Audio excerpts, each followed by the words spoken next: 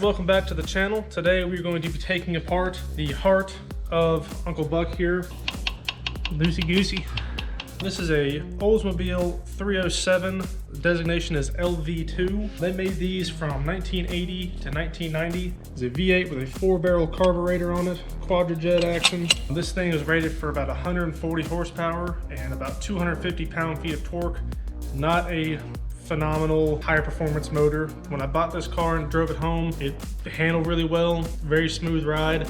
But when I put my foot to the floor, nothing happened. I was taking some stuff off ahead of time and I noticed that there were 2 bolts missing from the carburetor. So that just lets you know the state that this motor was in when I got it. Take this off. And what you can see under here, this is where you want your nuts and bolts to go, your extra ones. This gasket looks pretty new actually. All right, so we got the carburetor off and we can see the intake manifold here. Dual plane, you can see down here that this here is separated. So there's half and half of the cylinders are fed from there. Next, we're gonna pop off these valve covers. It's really not the worst you've ever seen.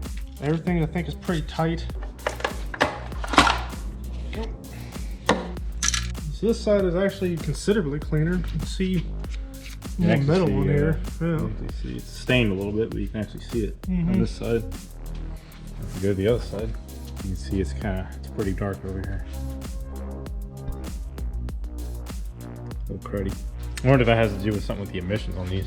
Yeah, that is interesting. I'm not really sure why it would be like that. If you have a stuck bolt, you're having a hard time getting off in a situation like this, it's best to just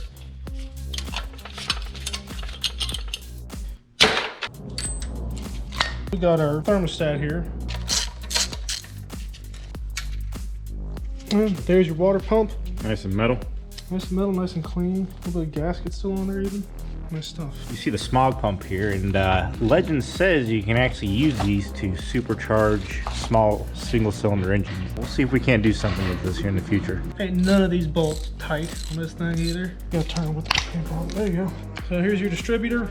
For those of you who aren't familiar with this stuff, this is driven off of a camshaft. It's got those gears down there. And as this spins, it'll send spark to each of the cylinders in the firing order listed here. So that's pretty easy.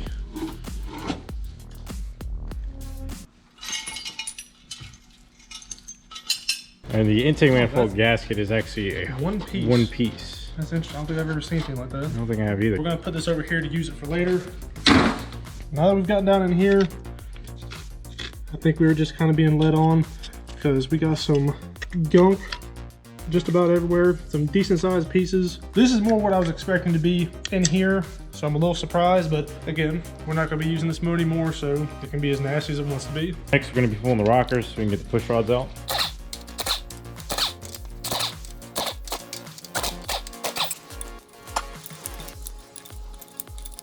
I don't see anything too crooked. These look pretty decent. Next step is to remove the heads.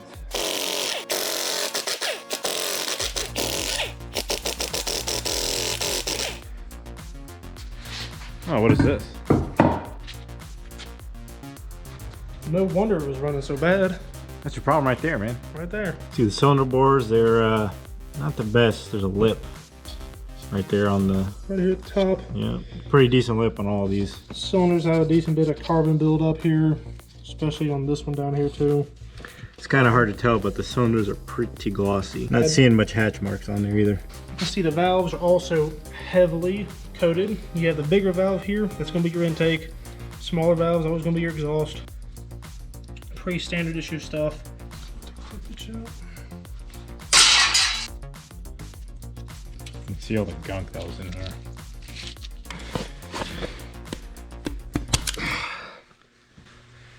The muff. I've been having a lot of trouble trying to get these lifters out of here. They're pretty much just lodged in here from a bunch of crap. They're really just supposed to be able to pull these out by hand. Yeah, they should just slide out, but this one here, you can see all the gunk and everything that's on there. It's a bunch of crust. Yeah, it's bad. They should almost, if you turn the motor upside down, that should just be about fall out. Next, we'll take off the oil pan as well as, I guess, the engine mount here, because I don't think we're going to be able to get the oil pan off without taking that off either. There she is. Not too shabby. It's not horrible. Not terrible. We got a little bit of junk down there, but up here, A little bit of stuff on the walls. Down here we got a little bit of goo, but really nothing too terrible. I don't really see any kind of like shiny stuff in there, so that's typically a good thing. I think all the sludge was holding it together. Probably, yeah. Oh, you just coughed a piece out. There we go. Oh. We'll go take this plate off. There it goes. We've got a timing chain here. A little bit of slack. That's a lot of slack. Yeah. Look at that. Are these supposed to, I don't think these are supposed to have tensioners on there, are they? I don't know. Well, if it's supposed to have a tensioner, it's not there. Not there, yeah. I believe this is the mechanical fuel pump. Runs on this cam here. Moves this lever up and down, which pumps fuel. We'll get this take off real quick, and we'll try to slide the cam out. There she goes. All right, there's our chain. The lifters are fighting us. There we go.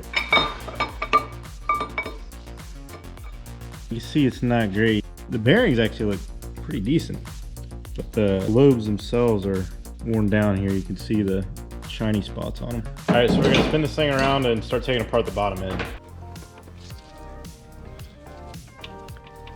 Not as bad. That one's nice little knocking action. that's not great. Yeah, you do not want these to be that loose. This one's like the only good one. We're gonna go ahead and pull one of the pistons as well as one of the main bearing caps, see what it looks like. Taking a look at the rod bearing, you can actually see it looks like the bearings have been spinning in this. And the rod bearing itself looks pretty bad too. You can see the back side of it, it's all burnt.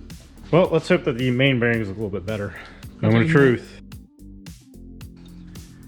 It looks better than the rod bearing. Actually doesn't really look all that bad. Pop this bearing off. Ooh.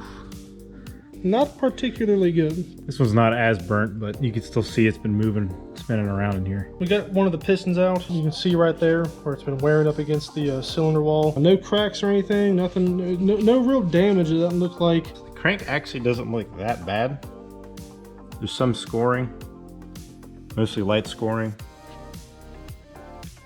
Nothing terrible. I mean, there is, it's not great, but let me tell you, the rod bearings look way worse. You can see the scoring on all these bearings. We'll go over here real quick. Yeah, every single bearing has been spun. You can see on the back of these, they're all the same way. They're all discolored from heat. You can see where they've got grooves in them and stuff, where they've been spinning. These aren't supposed to spin. Same thing with the main bearings. You can see here, all the scoring here in the journals. These two still have the bearings in it because this is the front and rear.